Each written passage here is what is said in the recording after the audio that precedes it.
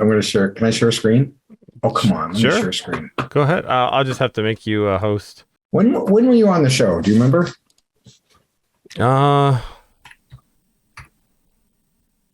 No. 2000.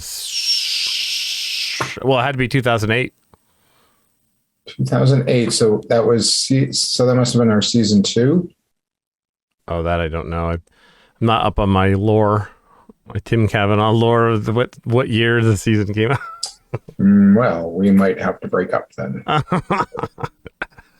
That's not going to work. I know what year season 1 of Star Trek Next Generation came out.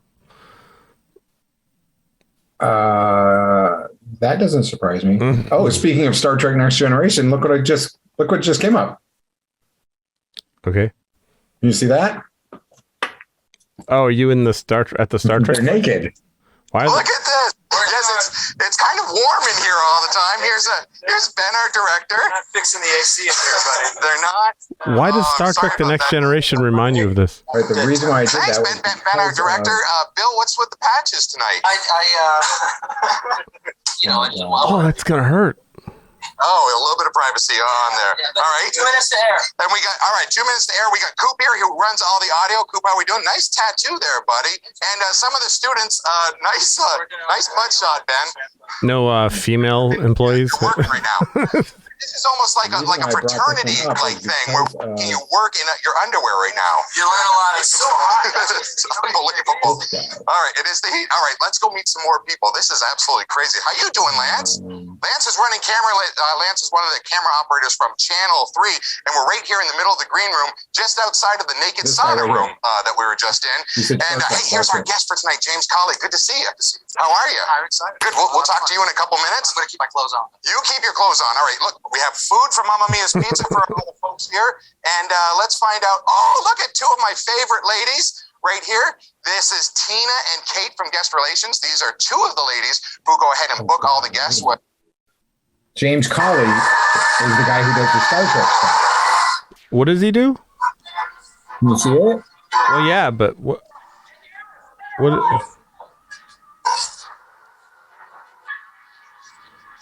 Oh, is this the online show? He's the one who has that whole set on across the lake. Oh yeah. Oh my God. It's George Takei. And he also does we're this. asking him right now if he would come back in season 2 and entertain us as Elvis. I would be happy to bring my entire band over and entertain as Elvis. Would you folks like that out there? Huh? Everybody always does the leg over the other leg sit when they're on a talk show. I did it too. It's like you have to. Oh wait, you couldn't even see it, could you? I saw it perfectly. Oh, you did? Yeah. That's what share screen is, man. I know, but I just noticed it was over on this screen here instead. Oh yeah, I probably have mine set up differently than you have yours set up. Hold on. You what? I probably have my screen set up differently than you have yours set up, so I see everything that you see. I just see it differently. Oh, this is what makes you so different from me. I am special. Oh, no doubt there. So I was just trying to figure out, like, but you're saying I don't need that. I don't need this for today. If I find the episode that you're in, I can just send that one to you, right? Sure. I mean, we won't be reacting to it because we will not have just seen it. Oh, wait, then we got to put this in. But man, I can find it pretty easily. How can you find it? I'll just type in Tim Kavanagh, Jason Argento into YouTube and it'll find it instantly. Oh, is that how you do that? Yeah. Hold on, wait. I've got it up. Jason Argento. Yeah, there it is. There it is. That's how I'm doing a tech service, actually. I'm just teching. Any computer or phone questions? You're really good at this, man. All right, this is the episode that you're in right here. It's Late Night Saturday with Tim Kavanagh. Tonight's guest, Jason Argento. Argento. Here to update us on that project is the producer of the film and other independent film projects that he is working on. Won't you please welcome Jason Argento?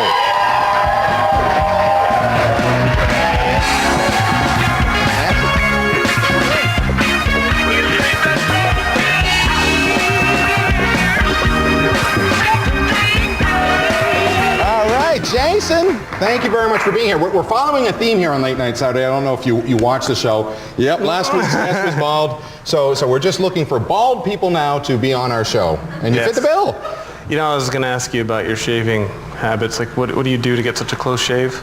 I don't have to shave it at all. Okay. No. I've always been this way. Nice. I like it. No, Gillette Sensor. Is that promoting a product? I guess it is, yeah. Yeah. Gillette Sensor, what do you use? Actually, I use Mach 3 with a little bit of Cetaphil and baby oil, and then I use, believe it or not, Skintimate. Oh, yeah. I can feel the baby oil. Is there really baby oil in there? Well, it's gone now. Well, it's on my hand. What is Cetaphil? Cetaphil. Oh, Cetaphil. Yeah, some people call it Ketafil, but they're wrong. Is that? Oh, really? Yeah. Yeah. And like after 4 hours, if it persists, do you have to call the doctor? Yeah, that's right. All right, good. Hey, busy guy you are. Yeah. You've got all kinds of projects going on. You're kind of like you do so much. You've got film producing, film writing, you act, you have bands, you're trying to raise money for all these projects. You put us in touch with Larry Holden, who you've got starring in a film that's going to be coming up later on this year that you're going to be filming in. Yeah. And you got him on the show for us, which we very much appreciate. Yeah, he's become a really good friend too, definitely. Good. And he's enjoying living in Vermont? Yeah, he likes it a lot. He loves it. Good. Now, and he's not a skier. He and his wife, I remember, aren't skiers, right? His wife is a skier, Hannah. Is she? Yeah. But not Larry? No. No? No, not at all. So talk to us about that project and how that's going. Well, we're filming in June, and I just got the time off from work the other day, so I guess I can do it now. That was a fiasco, but it worked out really well. They're really great at Costco where I work. That's where you work? Yeah, I work at Costco. Ah, right. Do you know Lois, the hot dog lady? Of course I know Lois, the hot dog. She used to be on the show last year. Oh, really? Yeah, she runs the demos. Every lunch break I visit her. Cheap lunches there, huh? That's right. Exactly. So you're going to start filming in June. Is it all going to be filmed right here in Vermont? Yeah, that's what I want to do. I mean, the closer, it's a low budget, so the closer you can have it to where you live, the cheaper it is, you know? Yeah. And can you give us a synopsis of what the film's going to be about? Kind of. It's like, it's kind of in genre-wise, it's kind of a thriller, drama, comedy, action, suspense, adventure, sci-fi, fantasy. Oh, so you're bringing back the Waltons. Good. That's right. Nice, okay, well, good. Yeah, it's hard to explain it without telling the end, kind of, but it's kind of like a man that's has to face his deepest, darkest, most terrible fears. And, so he's getting engaged? Yes, exactly. Okay. He's That's terrible. No, hey, that's my fear. So don't be fearful. I have a beautiful bride. She's sitting up in the audience. She's drinking right now. I can see. I wonder why. So you're going to start filming in June with that. I know that you're also in talks with a couple of other local actors. One who's been on the show a couple of times. Can we talk about that? Yeah, of course. Yeah. It's Rusty. Rusty Deweese. Yeah. You folks know Rusty Deweese out there? Yeah, it's awesome. Yeah. We were in a couple of Edgewood films together, and we got to be friends and stuff. So when I called him, he didn't hang up on me. He's like, "What?" And he wasn't all rusty at the time, though. Well, hopefully he'll be working with you. Now, you're trying to take a couple of these different ones and actually turn them into TV pilots. Ideas. Well, no, that's a totally separate project. At the end of the year, we want to do another movie that's kind of suspense-oriented, and I want to leave it open-ended so that it could be a TV pilot also. But we're going to concentrate on making a good movie that has a place to go. Yeah. And what are your aspirations as far as like getting this pilot? I mean, do you want to pitch it to the networks? Do you want to try and... I've been following a lot of advice from Larry because he's just well versed in the whole thing, and he's just like, do the best you can and make them come to you. Yeah. And then we're in Vermont, and I say, well, why not? Let's do that. Kind of rhymes. Yeah, did it? Yeah, it did. Did you play it back? I didn't. No, I heard it. Really? We're in Vermont, we'll do what we want. Nice. Yeah. Nice. I think we used that. Wasn't that like a state motto at one point? Yeah. No, that was welcome to Vermont, now go home. Right. Okay. So you're working on some pilots. You also you're very active with a band too. Yeah, Nowhere Found is the name of the band. Yep. And you're working on a couple different projects and some fundraisers with the band? Yeah, we're trying to, well, we actually, I finally talked to Alex down at Metronome, and we're going to do a fundraiser on the 9th of April, and we're just getting some local bands together. I tried to get my friend Stolid, but that one of them's going away, so they won't be able to do it. But hey, they might be able to find Ryan, the flyboy. That's right. But they might be able to get a stand-in bass player. Who knows? But yeah, that's going to be April 9th at Metronome, and then I get to pick bands now because it's kind of hard to do stuff ahead of time. When like you go to a band and you're like, yeah, you want to play at a fundraiser? It's going to be playing sometime at some place, and then they don't take you seriously. So. and fundraisers, you've done a couple of them. You actually did a fundraiser for the film that you're getting ready for with Larry. Yeah. You did it on the Spirit of Ethan Allen last fall. Yeah, that was a blast. And you had a lot of people on that boat. Yeah, there was a lot of people, and we really made a lot of connections, and I think it really raised the spirit for filmmakers in the area. It's going to be hard to take this video later and do the cuts the way you're scrubbing around. Oh, sorry. No, it's fine. It'll be interesting to see what I can do with that. Hi. Don't worry about me. What do they say? We'll fix it in post. It only took about an hour to figure it out, but I did. So you just do what you guys do best, and that's whatever it is you do. And I'll just clean it up. Okay? Great. Fantastic. You mean I should have just kept it going the whole time? It doesn't matter. I'll figure it out.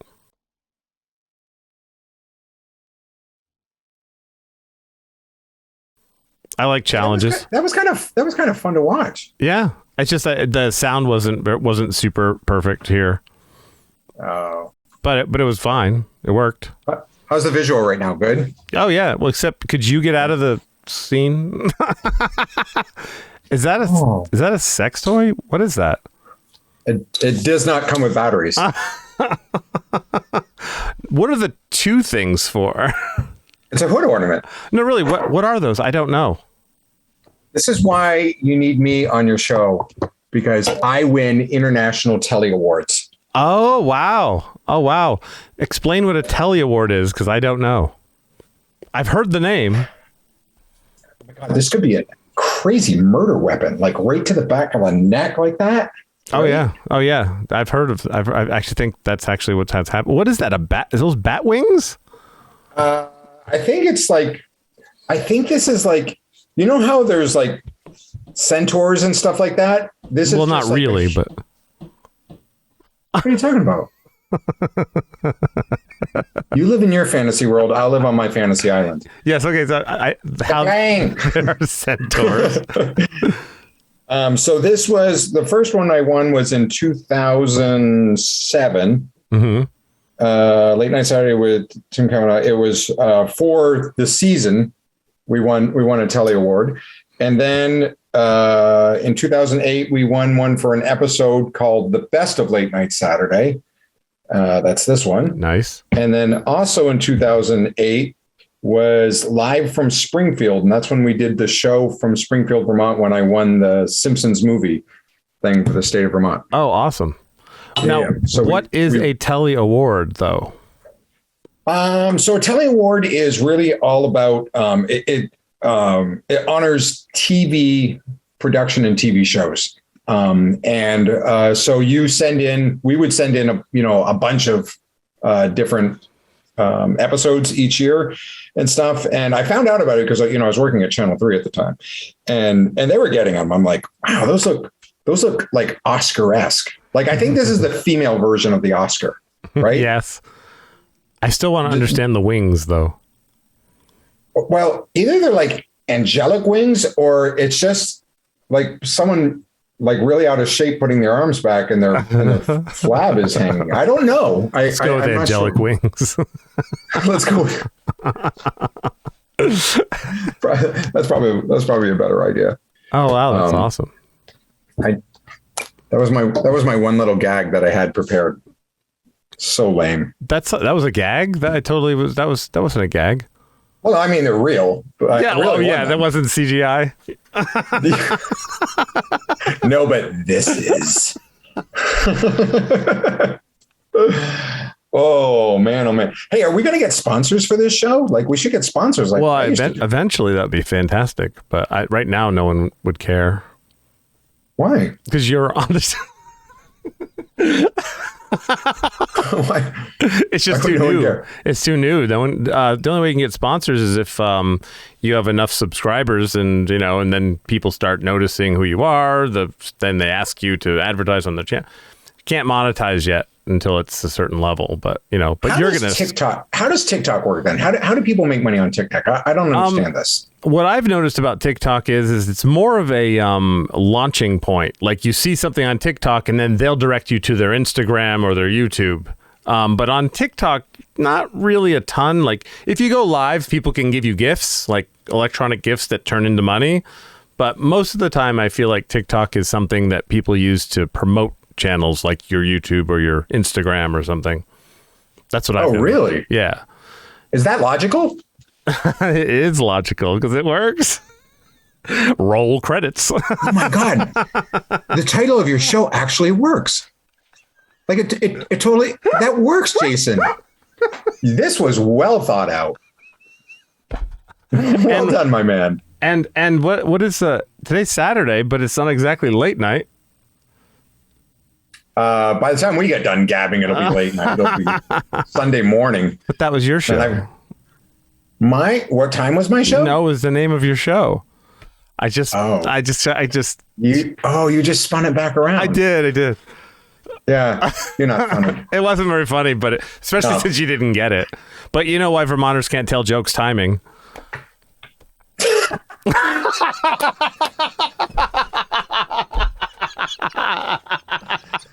was good. It's one of my favorite jokes.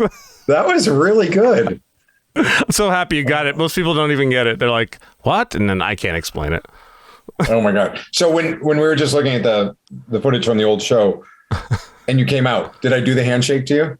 I can't remember, but yes. I guarantee you did, because you can't not. I know. You always would get freaked out by that. Yeah, and then I got you back. Yeah, you did. Yeah. Oh, gross. Remind me of prom night. What?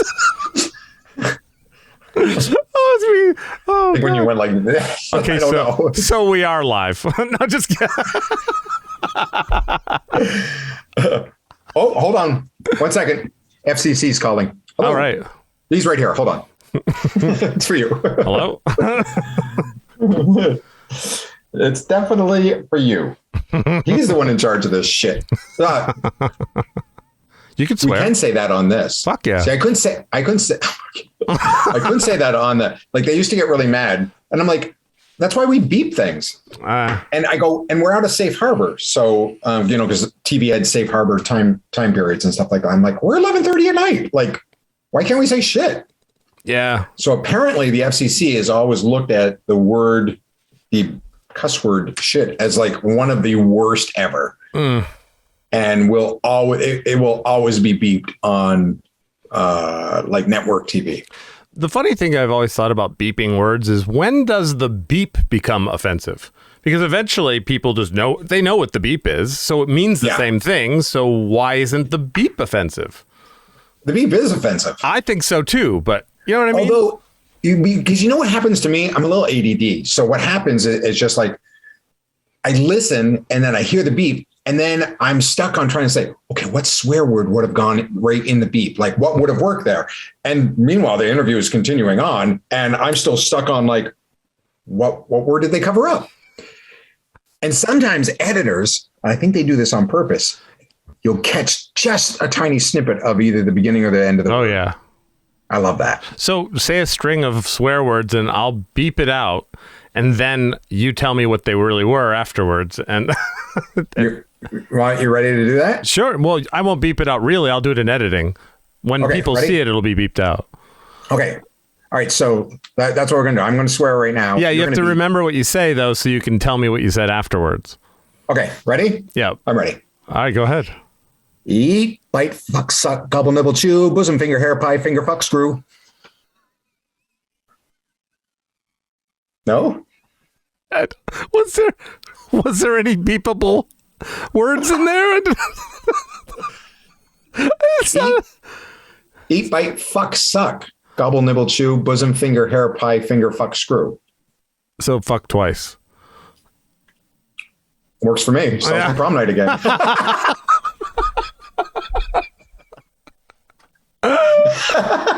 Oh my God.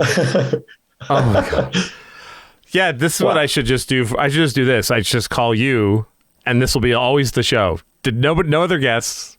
Why not? Just what we do? You promote all the guests. It's like tonight we've got Luis Guzman, and then just come to me. Go to me. Right? Yeah. Kidding.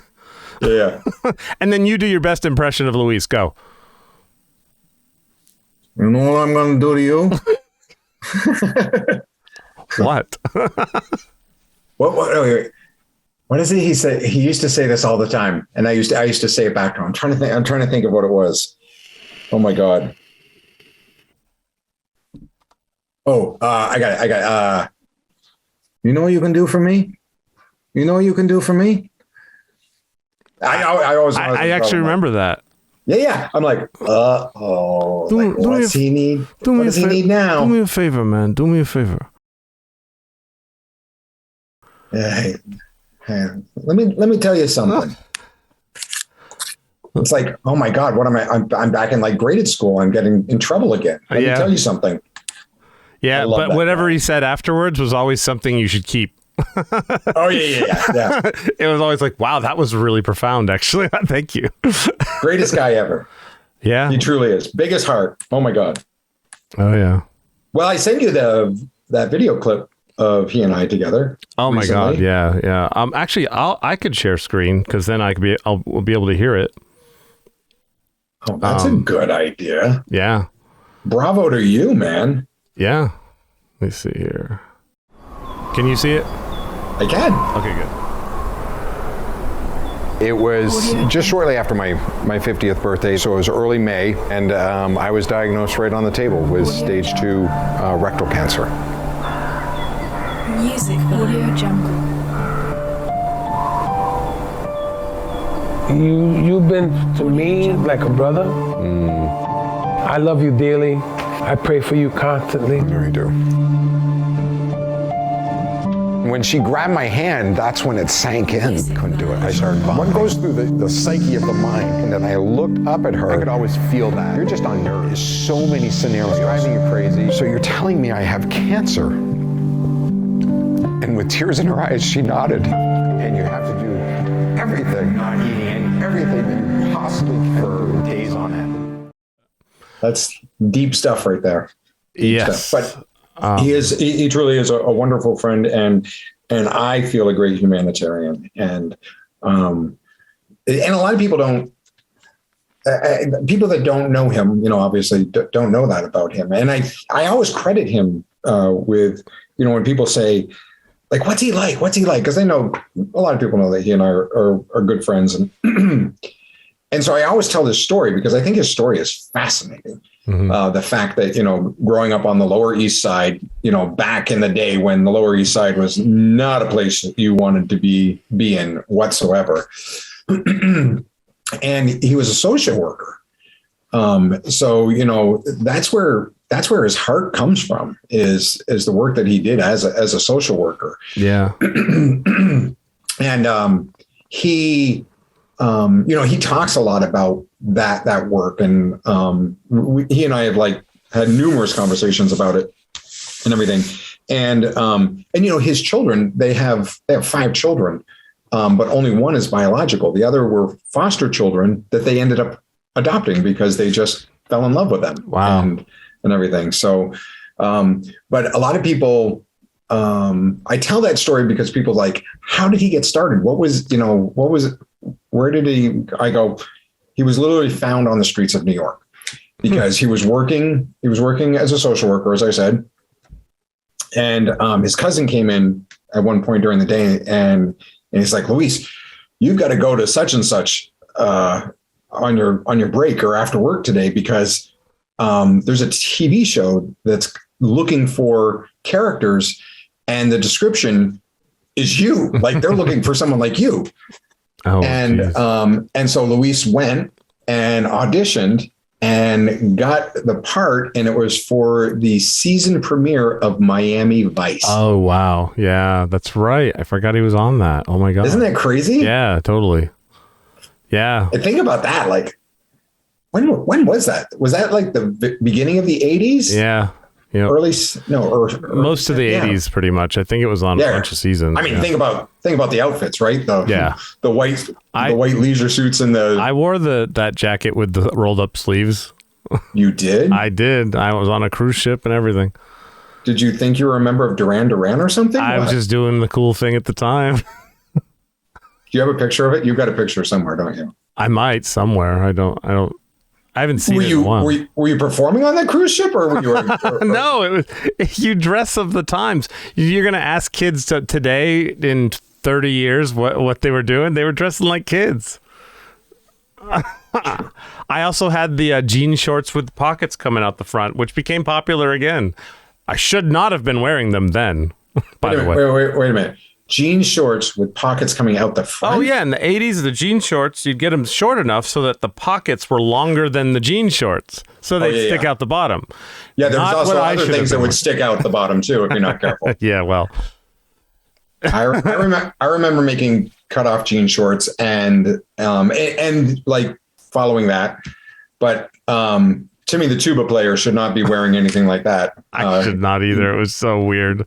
And I remember sitting down the first time with them, and it was definitely breezy. We'll just leave it at that. And I'm just like, oh, okay. There's all right. Yeah, yeah. It's a sensation. But also I want the most important thing about that video was cancer. Yeah. You just kind of went by that though. Like, hey, let's talk about Luis. I knew you'd wrap around. Well, I've actually avoided a lot of questions. I mean, we text a lot on Facebook for a while, and I was asking a bunch of questions, but my mom had leukemia, and she died when I was 15, and my grandmother died of lung cancer in 1995. It's weird how I remember my age for my mom and the year for my grandmother, but so I have some experience with it. Yeah, but like yours is very different kind, obviously. It's a different kind, but it's actually, they're saying that by the year 2030, colorectal cancer will be the #1 killer in the country in adults, 40, around 49 years of age. Wow. Yeah. Really? Why? Because of why? Well, and the thing is that it's one of the most highly preventable too. And that's one of the things that I get on my soapbox about is talking about, eating right and taking care of yourself. You knew me, you and I've known each other for 10 plus years now. And, I was definitely a much heavier guy back in the day. I mean, look at this shot right here, right? Like, right there. I mean, that's a bigger Tim right there, right? Yeah. And everything. So, so it's about eating right. It's about taking care of yourself, but also, the preventable measures are things like the colonoscopy. And people I have to schedule one actually. So you've never had one? No, my doctor just said when I turned 50 in November, and she's like, no more meds for anything until you do that. It's kind of like a punishment thing. Like she's like, because I take Adderall for ADHD, and she's like, nothing. You schedule that or you get nothing from me. Good for her. Yeah, she's amazing. Yeah, she really keeps me on it. So, but the thing that I'm worried about, which should be not the thing I'm worried about, is not eating for an entire day, and then I'm not sure how to do that, but I'm gonna have to. That is the worst part. Yeah, I will tell you that, and drinking the what do they call it, colo prep, I guess they just call it prep or whatever it is. Yeah. Or go lightly. That's it. Oh. No, you do not go lightly when you drink that stuff. I'm so worried. Don't be worried about it. Yeah. You know what? So I'll tell you a couple different things. So number one, doing that is the best thing for you, obviously, and doing it right now. It's at age 50, but they're changing that. There's lawmakers out there that are trying to change that age and bring it down to 45 because of the number of cases nowadays. Wow. That's scary. And a lot of it is, I truly believe that mine was brought on by stress. With mine, it was a number of different things going on in my life, from going through a divorce, getting laid off, at the same time, trying to find a job, all these different things that just kind of compounded and everything. And it was just like a very stressful time. And so I think that mine was onset because of that.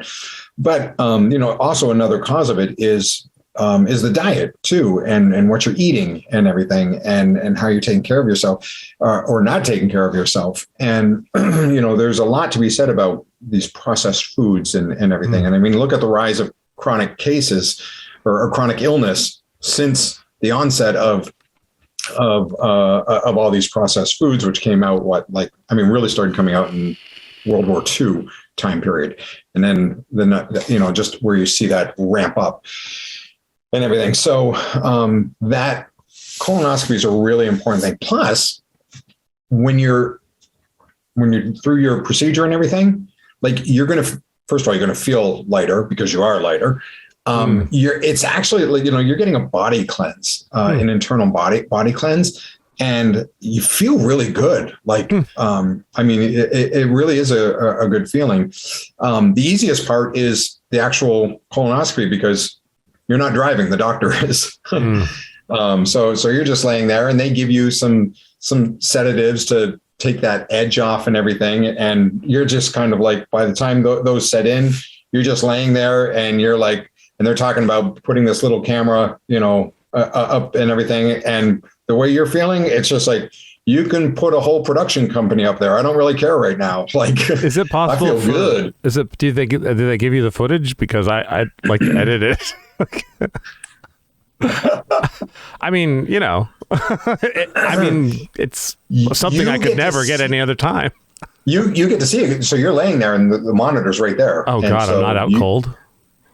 They will if you want to be. I do want to be.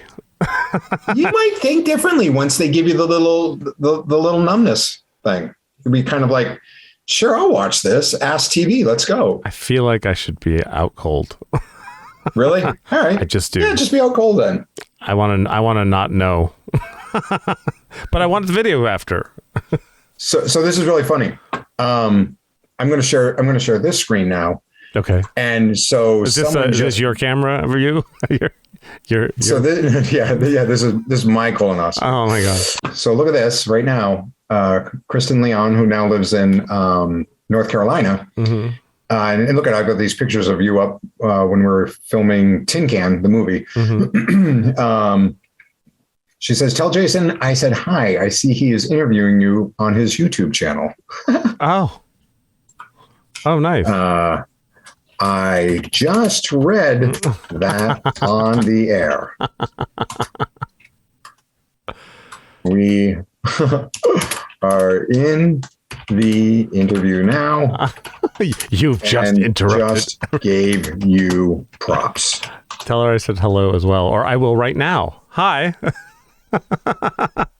My brain's actually going to explode from the weird. That's like a weird time thing now. Future editing Jason is going to have a real issue with what just happened. Sorry, future editing Jason. It seems to work fine past Jason. So no worries. Oh my God. That's hilarious. She says hi back, smiley face, and enjoy filming. Would this be called filming? I get confused sometimes. I would say recording. Okay. I mean, people say filming, but I would say it's recording. Okay. I mean, who uses film anymore anyway? So it's kind of always recording. I think people at Kodak do. Oh, yes, they probably do. Do they ever use it anymore? I mean, they don't have to, right? Some directors do it so that they can say this was filmed on regular film, but it's so, I don't know why you would. It's so silly. Does Jane Cameron do that? I'll ask him. I don't Get back to me on that. No, I don't think he does. I can't imagine why you would. Well, don't ask him. Wait until he's on the show. Then we'll ask okay, I will. I have a lot of questions for him about Avatar 2, which is coming out in December. A lot of questions. We'll try to get him on before December. I thought you already started working on that. No, not him. I forgot totally about James Cameron. I've had so many things, what is it? Pokers in the fire or something like that. Yeah. Whoa, that's what she said. No, she doesn't say everything. She doesn't? No. There's a board game out now called That's What She Said. Oh, geez. And I actually got it for my oldest son for Christmas. Geez. And then we played a round of it. No, I guess we got it for him for his birthday. Sorry, for his birthday, which is right after Christmas. Oh my God, it's so me. It's kind of like Games of Humanity, but done to That's What She Said. So just imagine what the content is. Oh, okay, it's like everything. I can understand that. Yeah. Wow. When were you diagnosed? So May of I was getting this wrong. I kept thinking it was I kept saying May of 2015. It's actually May of 2016 because I turned 50 because I was born in 66.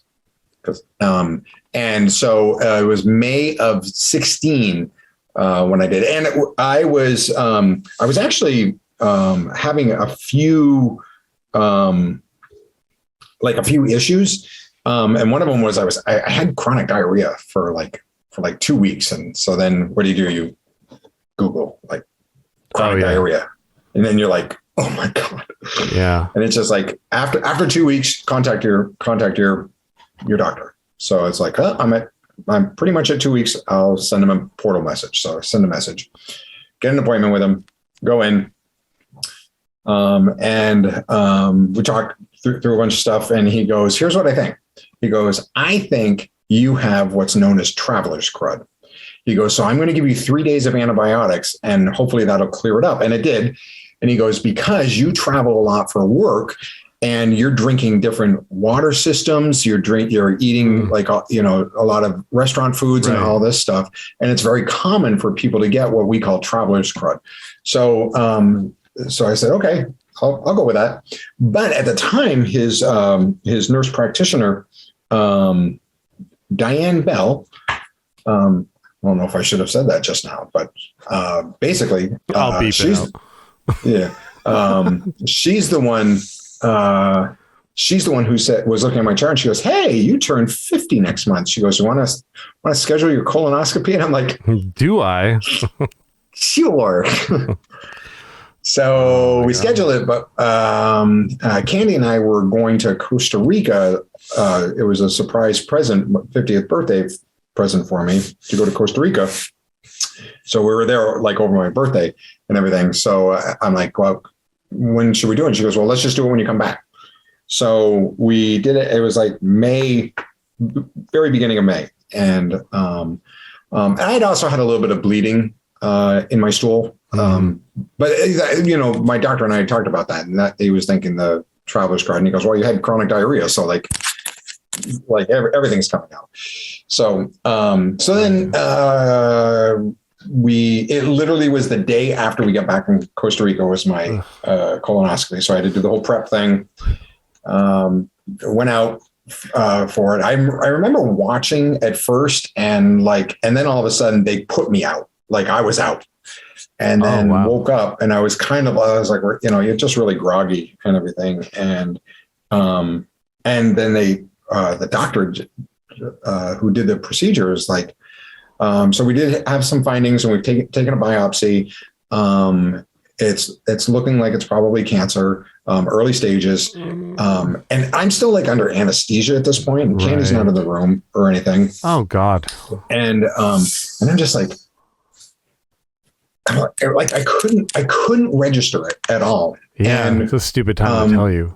Yeah. And Vermont being what it is, it's the 0 degrees of separation. The nurse who was in the room with us and with me afterwards, I used to work with her years ago. Oh, wow. Yeah. I was doing entertainment and she was a bartender. So like, I remember him like repeating it, and I'm just kind of like looking at back and forth between him and her. And she grabbed my hand. And then I looked at her in the eyes when he was finishing saying it. And I said, so what you're telling me is I have cancer? And they both nodded. And then it was just like, then it registered. Wow. So that was May of, what's that? When that happened, because what you're describing right now is anyone who has not been diagnosed with cancer is one of their biggest fears. Right. What did it feel as bad as you thought it would feel? No, because I think there's a lot of like, okay, well what? Like, what is it? Like and the thing is like they can't tell you like everything right then and there, because they don't know, right. they've now taken a biopsy. Right. It could go either way. You're like, oh, and you're hoping good. So yeah.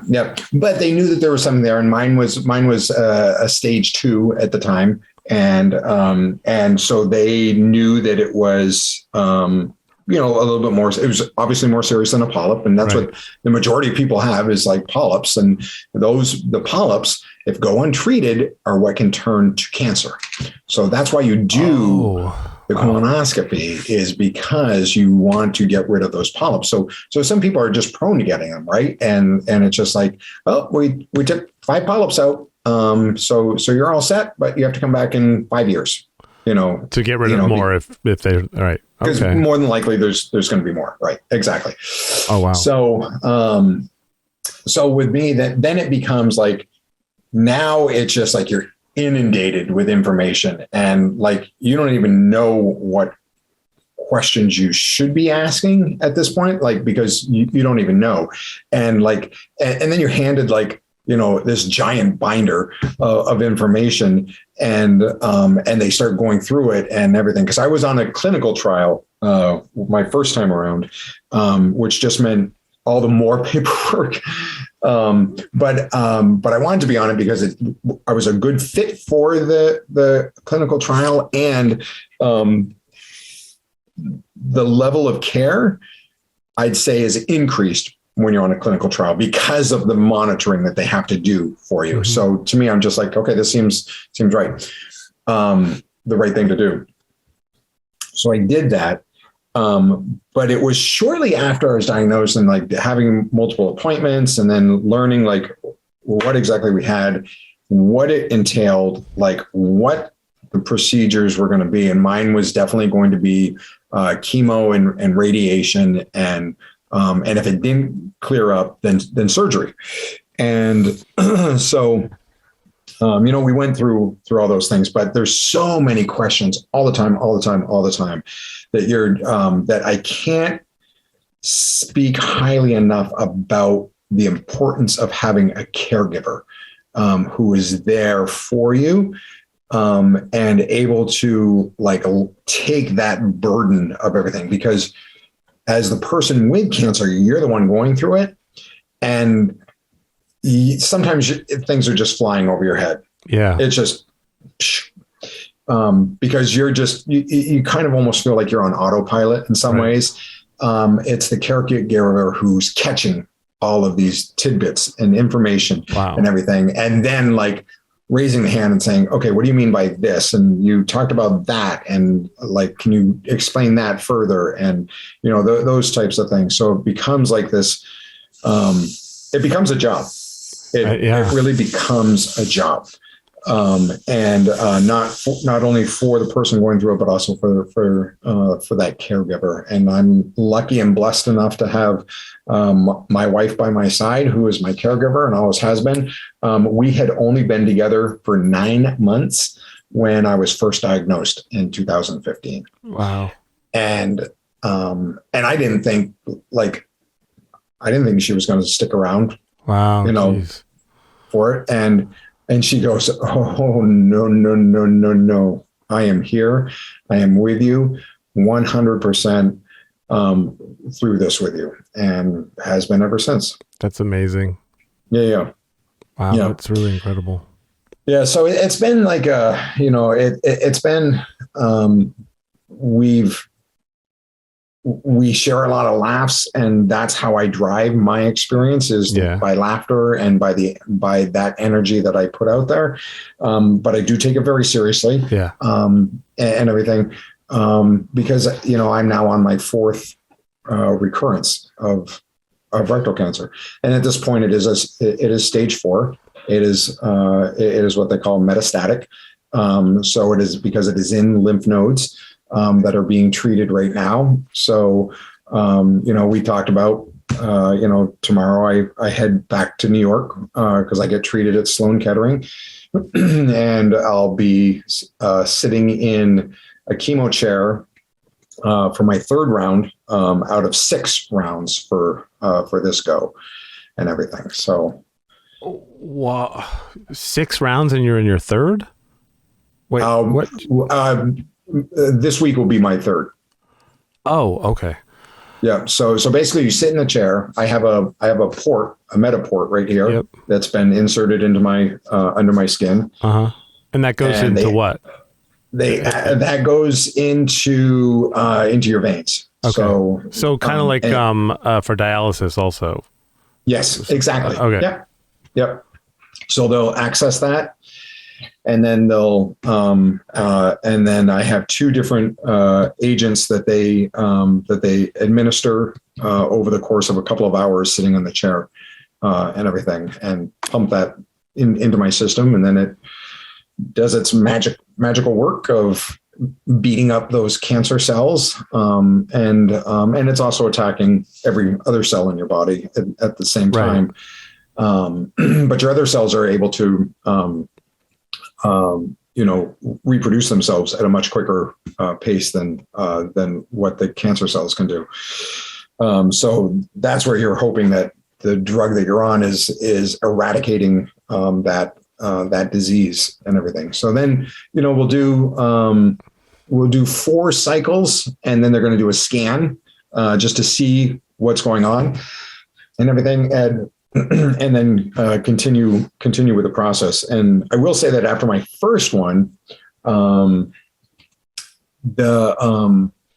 chemo that I'm on, one of the side effects is your skin breaks out, which is why I can't shave right now. My face and my chest and other areas of my body is broken out like an acne-ridden teenager right now. So.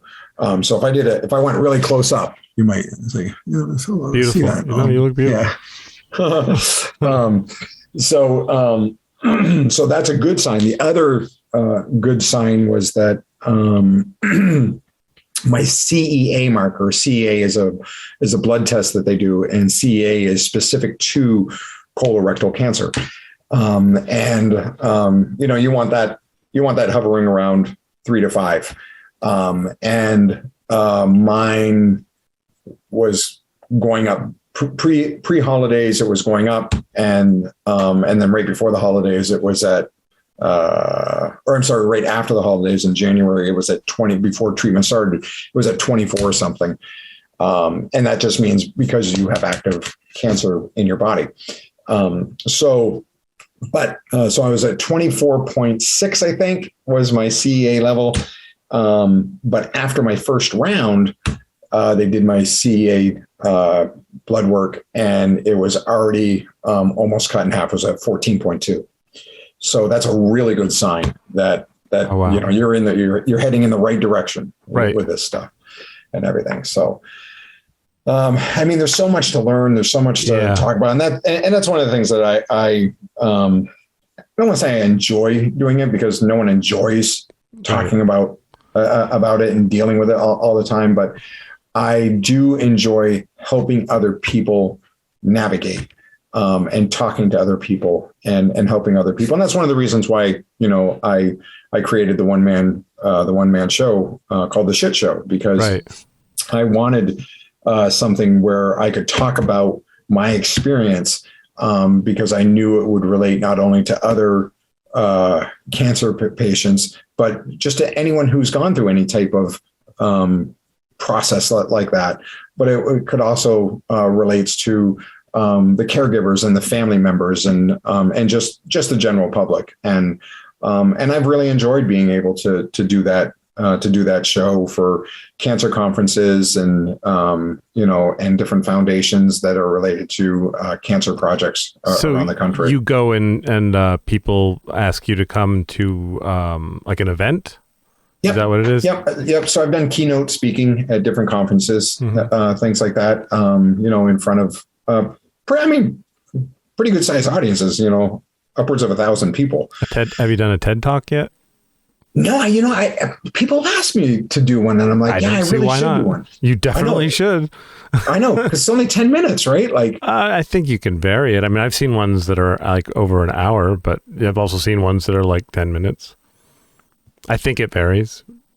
Oh, where's that on? Well, I did tell you, for whatever reason. Well, I think it's because tomorrow we go to New York for treatment. Like, I've been up since 2:00 this morning. Yeah, what is it now? It's 3:30. That's a perfectly fine reason why you did not sleep.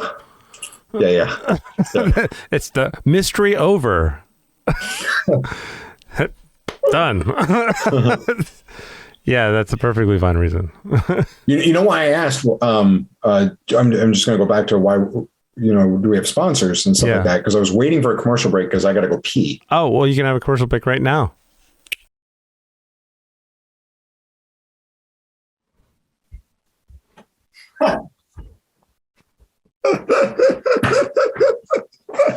What?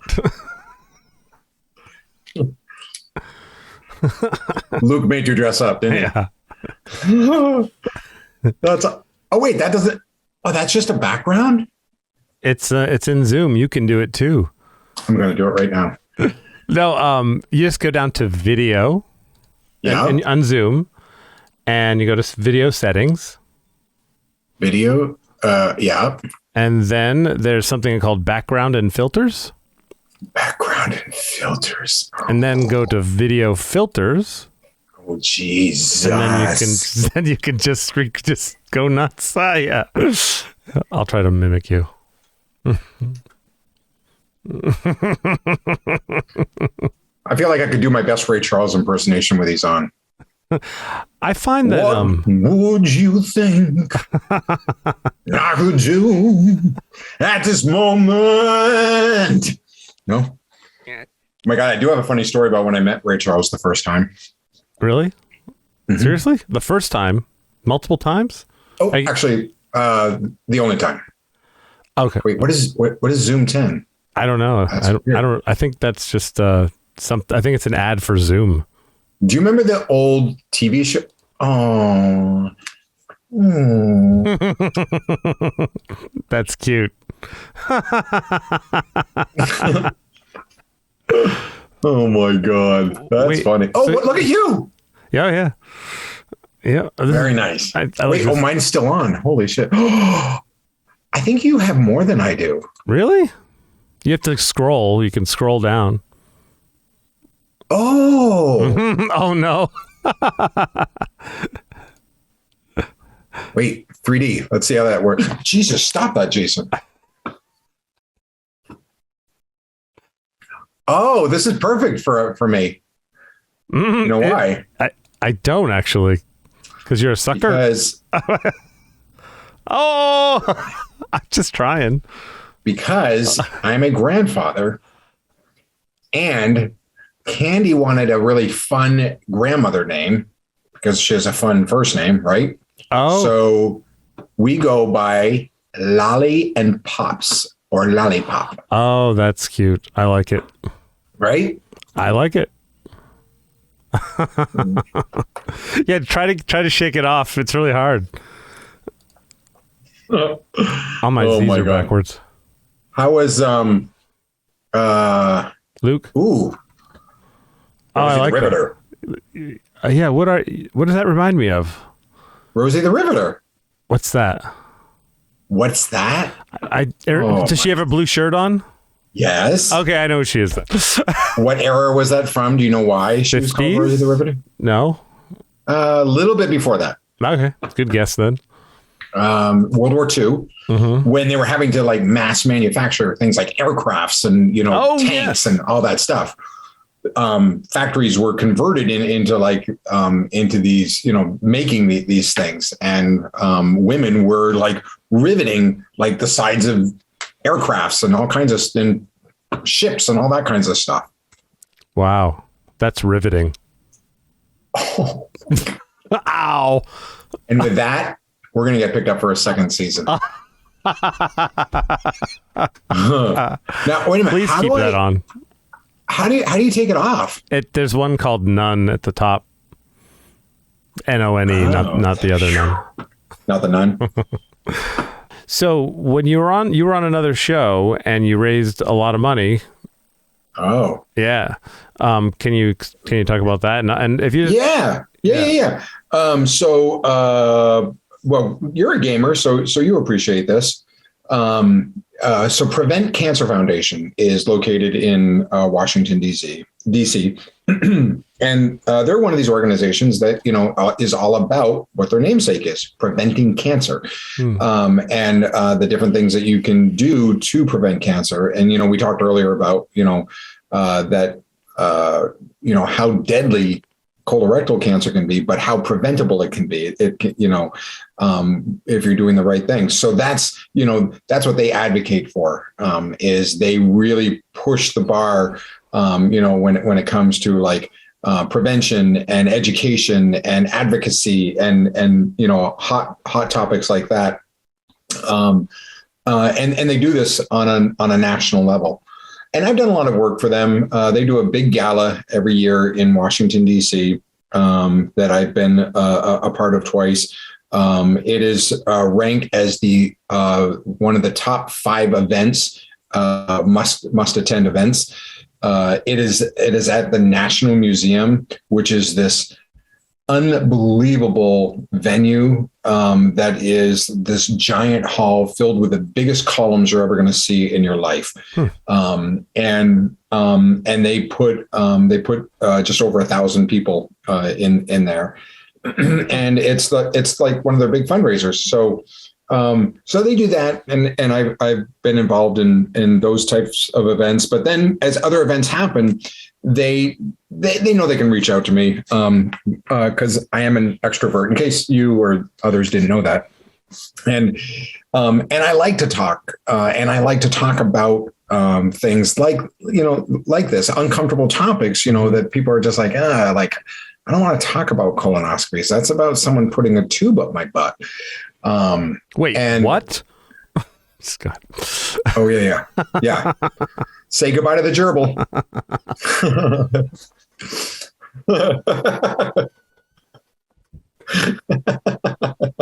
Now I know how I want to edit my colonoscopy video.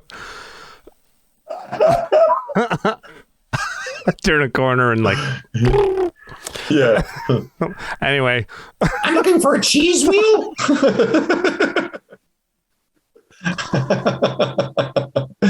So anyways, they have this event. One of their big fundraising events is Amazing Games Done Quick. And it's a spinoff of the organization called Games Done Quick, which is all about gamers. And these games, like when you're talking about like hundreds of different video games. And what they do is over the course of a weekend, they set up all of these rooms, these chat rooms where people can go in and watch people playing these games. And they do that and raise money for Prevent Cancer. Wow. And so then what they do is they have sponsors and things that they drop in between all of this stuff. But then they also interview people and they asked me if I would be interested in being interviewed for it, and I was like, absolutely. And I'm like, what do I need to do to prepare for it? And they're like, well, it's a pretty organic conversation. And I go, but it's about gaming, right? And they're like, yeah, and like you can talk about like some of your favorite games or a favorite game type thing. And I'm like, well, I'm definitely talking about Sonic. Like I love Sonic the Hedgehog. Yeah, if there's ever a game that should be sped up. Yeah, right. So I did. Spike was the guy who did my interview. Great guy to interview, and we just we definitely hit it off. And like we started up the interview, and like I told him right out of the gate. I was talking about the event and the amount of money it's raising, and I said I wanted to be a speedrunner, and he's like, "What? Like, you know what that is?" So speedrunners are the ones who are actually playing the games, and they're doing it at a very fast, like speed dating almost, right? Mm-hmm. And so then we got into the talk there. I mean, like we were all over the board, kind of like you and I. Wait a minute. What is isn't speed running just you're playing a game and it's sped up? Oh, no. It's just a fast version of the game. Oh, okay. It's a fast version of the game, which is not like speed dating. That's why you confused me. Wait, because speed dating. What's your definition of speed dating? Isn't speed dating when you meet many people in a row and then you decide who you want to date? Like, what is speed dating? What is speed dating then? Like, well, because that's right. But you don't speed up the date. No. Okay. Unless you want it to end. Here's speed dating in Tim's world. Where is the fast forward? Hi, how are you? What, want to get into the car? Hey, let's go to the movies. Hey, can we have sex? No, we can't. Okay, bye. See you later. Do you want to go Dutch on that? Yeah, she's not texting me. Right? It's speed date. It's like speed dating. All right. Now I know what speed gaming is and speed dating. And speed running. For speed running, yes. Speed runners. Yeah. So anyways, we just like had a really fun talk. And then I talked about Sonic and like what I knew about Sonic and, like some of the original music and, like things like his boots. Which were inspired by Michael Jackson's from the Bad album. About Sonic's first girlfriend, that Sonic actually wasn't a hedgehog.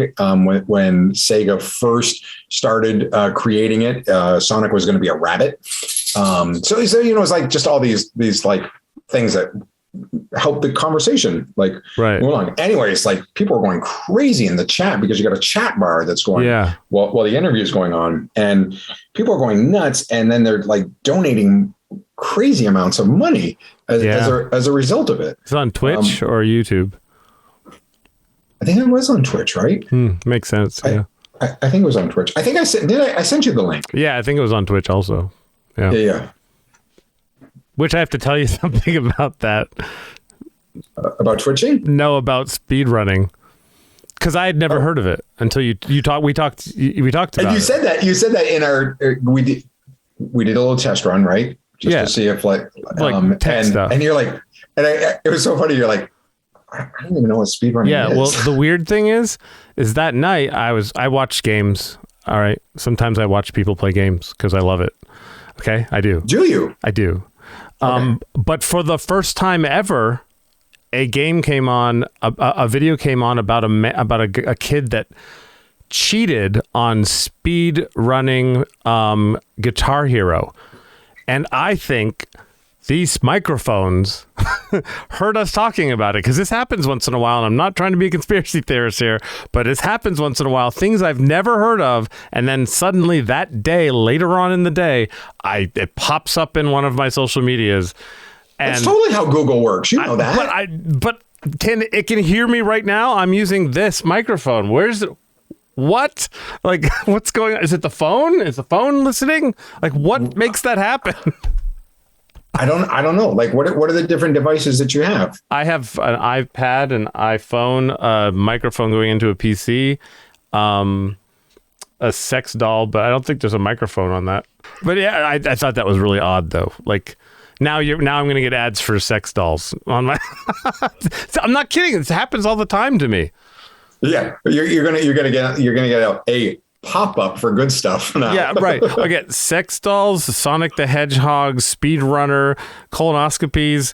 What else do we? Oh, I'm going to get the Telly Award. You're going to get your child taken away from you. Yeah, right. I'll just get a knock at the door. Okay, sorry, speedrunners. Oh my God. See, I'll go off on a tangent, but I'll bring you back. Oh, you mean like this interview? Yes, that's right. Oh my God. We're like literally all over the board, but we knew this was going to happen. That's the way it should be. It's the way it should be. I absolutely agree. Like, I think it's fun that way. And I mean, that's what, like, well, you saw that in the interview that I did with Spike. It was just kind of like, all over the place. Like he had a list of questions, and I think he kind of knew he was just going to throw him to the wind because, like, he may have hit one or two. Towards the end, he was like, okay, I have to ask this. Like, talk to me about this. Talk to me about this type thing. So on that show, you told me how much you raised. That particular show raised. That interview, that segment was over $250,000 raised. That's insane. Yeah, that's amazing. Yeah, and they raised literally millions of dollars over the weekend. Wow. Like millions of dollars. That's fantastic. But it was really neat because people were like, people were giving everything from $5 to $100 and up, you know, type thing. And they would chat about it. Like, $5 for Tim for, whatever. I mean, there was some really funny chats, on the side. Candy and I, actually like read through, quite a few of them. We found like where you could actually stop the chats and manually scroll them, because it was just like they were spinning like 100 miles an hour. Like people, like they say that they have online at any given time during this weekend about 3,000 gamers online all the time. In this particular organization. Yeah. Wow. And that's and they raise money for charities. So they raised money for two charities, Prevent Cancer being one of them. And I can't remember the name of the other organization that they raised money for, but they raised like equal amounts. So it is. Video games are awesome. That's what you mean to say. That's all there is to it. That's all there is to it. All these people that are saying video games are bad, you suck. Video games are awesome. When does that happen with movies? When's that happen with sports? When's the last time football? I don't know. They probably have. When's the last time football raised a bunch of money for a charity? I don't know of any, but I don't watch football, so maybe it does. You want to talk about the New England Patriots and what they do for charities? Sure. Is that baseball or football? That's football. Come on. All right. Go ahead. I was just kidding. You know who the New England Patriots are. Yes, I do. I have to, because everyone won't stop talking about it. But go ahead. They being the Kraft family who owns the Patriots, and this was really Myra Kraft, who was the wife of. She's now deceased. She died of breast cancer.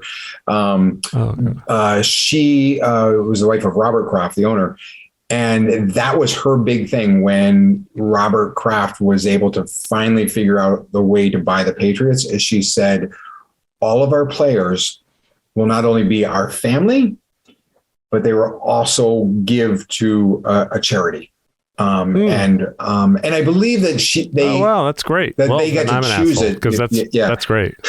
And they raised it was expected. Like when Rob Gronkowski, for example, came to the Patriots, and you got to meet the whole front office and stuff like that. But you had to meet Myra too, because Myra was going to say, what charity are you choosing and how are you going to do it? Because Rob Gronkowski raised money for Boston Children's Hospital, and he would go to the hospital. Mm-hmm. He would do wheelchair races with kids. He would bring them, game jerseys.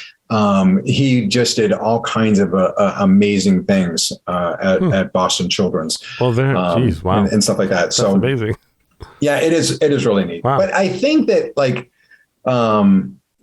that's just teaching them, because really they should be set for life when you're a professional athlete like that.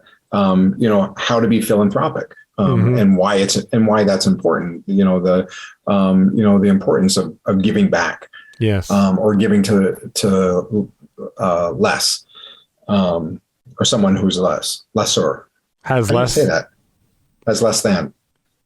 I think has less. It might be good. Let's go with that. Yeah. Let's go with that. I don't think they're less. Maybe that might be offensive. Yeah. So there's a useless fact from Tim Kavanagh. Thank you very much. I'm filled with those kinds of facts. I have a question about your delivery when a show starts. I when you played the thing earlier, I it's been gnawing on me. I have to know. What is that something you can just turn on, that whole like hey thing that tells like radio guy meets game show guy meets talk show nighttime guy? Like you mean like the segment that we show, or like the beginning of the show? Hi, hey, it's Tim Kavanagh on the late night show. Blah blah blah blah blah boom boom bang boom. Like that thing you do. Like, could you do that now? Like, can you introduce your show like right now? Do you remember the lines and the yeah feeling? Oh yeah, absolutely. Hey, we've got a fantastic show for you tonight. I can't wait to get into it, so we're going to get right to it. First, we're going to go to a commercial break, but before we do that, let's talk a little bit about who's going to be on the show. Jason Argento, movie producer, actor, also bald, which is fantastic. Like, you put our two heads together, we are going to make a perfect ass. Mark my words right there. Anyways, he's on the show, and then our musical guest tonight is something about Grover. Like, what could it possibly be about Grover? Like, I love Grover. Near? Far? Like, right? Is that what this is about? Or is it really nothing about Grover whatsoever? Plus, we've got a couple of skits, lots of fun. And we're going to get to that in just a little bit. But first, here's a word from our sponsors. Like that? Yeah, it's just like that. Yeah, I don't... I thought, what I thought you were going to ask me? I always had this line. I always had the same open line and the same closing line, or a different closing line. Do you know what I would say? Like, before so remember in your episode, we were doing the skit at the gym, where I'm trying to get in shape with a coworker. And at the end of the skit, we cracked open the beers, and do you remember what I said? Time for the name of the show. Didn't you just say that? That's the second part. It was always brace yourself. Oh. It's time for late night Saturday. Okay. All right. And what was that was from a friend of mine. He and I would always like joke around because there was some movie. I can't remember what the movie was, but it was brace an old yourself. couple. Well, it was an old couple, and they were about to have sex, and it was basically like, brace yourself, Effie. And I love that line, and I'm just like, and so I used to say it all the time to my friend Patrick. I wouldn't tell him to brace himself, but like I would. That was just he didn't need to. Boy was loose.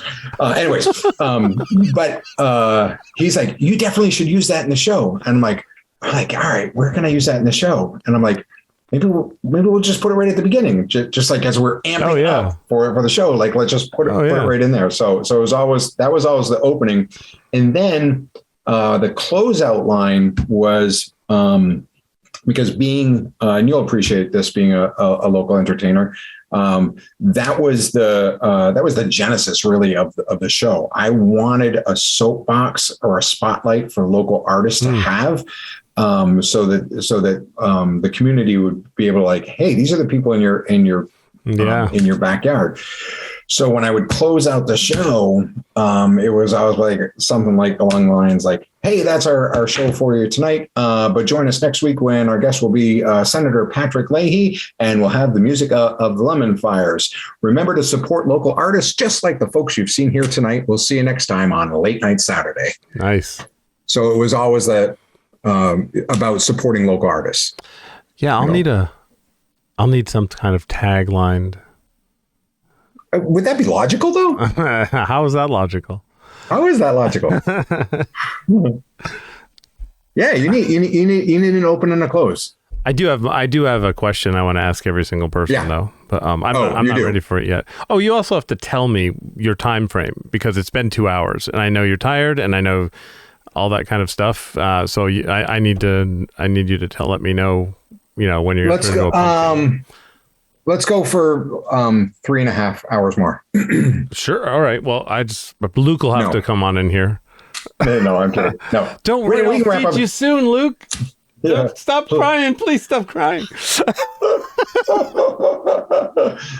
No, we can wrap up whenever. But did you say you had another question? Or I have a question that I will ask everyone, but I probably should. I'll do it now. It doesn't matter where I put it. It's just a question I've always asked people. I should not say always, but it's one that I've always loved to ask people because it has always made me feel like I get to know them better, and I have a feeling I already know what you're going to say, but more than likely, because I know you'll probably say something I've never thought of in a million years. Is this from the movie Airplane, where the pilot turns to the little kid and says, "Have you ever seen a grown man naked?" Do you like movies about gladiators?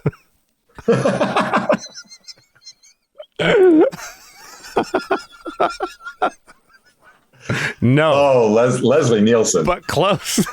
No. Okay, you're sitting in your chair right now. You're exactly who you are. And all of a sudden, through the door, burst into the door is you.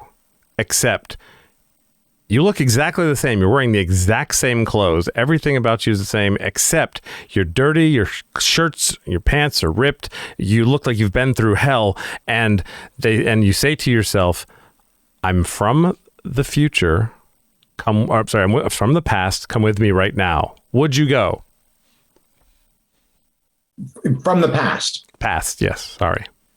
Well, I don't know, because I'd be like, I know this scene. Like, I remember when I got that dirty. I know what happened. Like, I don't want to get that dirty again. It's from the future. From the future. Come with me right now. Sorry. Then yes. Yes. Just immediately yes. Yes.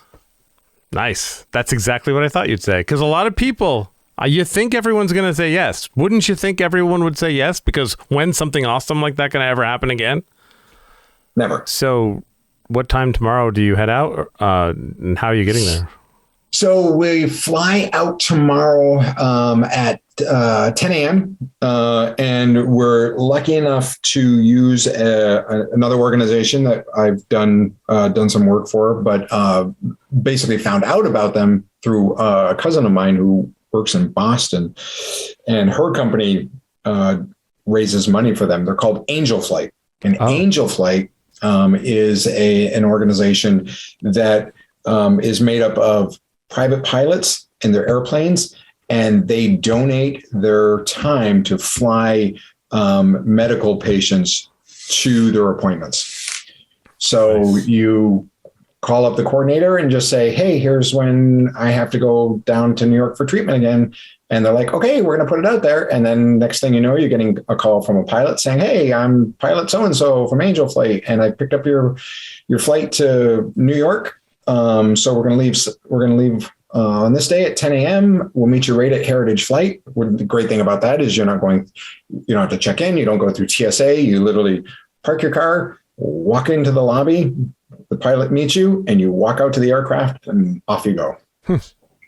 Yeah. So an amazing organization. And we, Candy and I talk to so many people about that because it's one of these hidden gems. How do you afford to go to fly to New York or drive to New York or get to New York, absolutely. Every 2 weeks. And wow. And, and this is a time saver and a wallet saver because, you're there in an hour and they foot the bill. They're donating their time. Just some of the most wonderful pilots, human beings that we've come across. Many of them who are friends of ours now, and we check in with each other and from time to time, and they're just. I can't say enough about the organization. So we'll go down Sunday and we'll grab a bite to eat, and then Monday morning I have to be. I think 10:30 is my first appointment, where I have to have my blood work done, and then you meet with the doctor, and they go over the lab results with you, and then you just wait for them to call you into your chair, and they get into the chair, and access you, hook you up, fill you up, and then get you on your way. Wow. Yeah. And then we'll fly home. We'll fly home the next day after that. Oh, okay. So you're there. Yeah. Okay. Oh. So we'll be there 2 nights. Yeah. So it's, that's the wonderful thing about organizations like Angel Flight, because what a lot of people don't know is that cancer is the number one cause of bankruptcy in the country. There's, and even, and this is even for people who have healthcare. There's still a lot of hidden costs. Like my, being re-diagnosed right before the holidays means that I'm starting my treatments in January. Well, your health insurance resets in January. Oh, so God. now you've got to meet all your deductibles again. And my plan has a deductible on prescriptions. And Oh my God. I had to do a blood thinner. And the blood thinner was causing me to bleed, pass blood through my urine. So they had to change it. But when we went to get it, it was $800 for the prescription. And then it didn't work because I was bleeding. So then they had me try another one, which was also $800. And then I was on that for like about a week and a half, and the same thing happened. And then it's just like, okay, now we're going to move you to Lovenox, which means you're going to have to inject yourself 2 times a day with a needle with this stuff. And the price on that was $1,000. Okay. And if you don't have the money, that's just tough shit. What do you do? It's horrible. It really is horrible. It's horrible. And this is my 4th time going through it. So do the math there. What the F? It's so insane. Yeah. And yet it's free in other countries. There are countries where it's perfectly, Mm-hmm. Do you ever think about moving to a different country? Like, have you ever thought about, hey, if I move to, I don't know, Canada, or I have no idea where? Ironically, I could actually be a Canadian citizen because my father was born in Canada, so I could get my dual citizenship through him. But there's the grass isn't always greener, right? There is hiccups with that system, and one of the big problems is actually being able to get into a doctor and doctor's appointments. Is that real, or because you always hear that, and then you hear somebody else say that's not true? That's only for like if it's a minor thing. All the major things you get through, like, you know what I mean? Like, is it? It's true? Okay, I have family up there. Oh, I believe you. I just have experienced it firsthand. Okay. And one of my uncles, major things. Wow. Yeah, one of my uncles ended up passing away because he was something like 12 days in the ER. They didn't give him a room. Oh my God. And eventually passed from a UTI. Oh wow. Okay. Well, there's an example for sure. Because, we all live in our little bubbles, and somehow I've gotten in this weird liberal sort of bubble. And so I hear all the propaganda of, Canada's healthcare is fine, don't worry about it. And then I'll hear somebody say something else, and I'll be like, okay, so I like to get someone that I trust to tell me, things like that, because I want to know the truth. Yeah, I mean, and I don't know all the truth or anything, but I know what's happened firsthand from family members. So right. I think that there's, that's credible, right? Right. And someone else could have a good story. And so you're like, yeah, there's nuance. Exactly. That's a really good point, though. All right. Well, anyway, those are a couple more things that just sort of popped up in my head. But so you're going to go to bed early tonight? Oh my God. I think I need to take a little nap. I know Candy's been taking a nap while this interview's been going on. Oh, great. So she's way ahead of me now. What a great sign. All right, well, go take a nap, man. I'm gonna go take a nap. All right, cool. Awesome. Thanks. I love you. Thank you so much. I love you too, man. Thank you.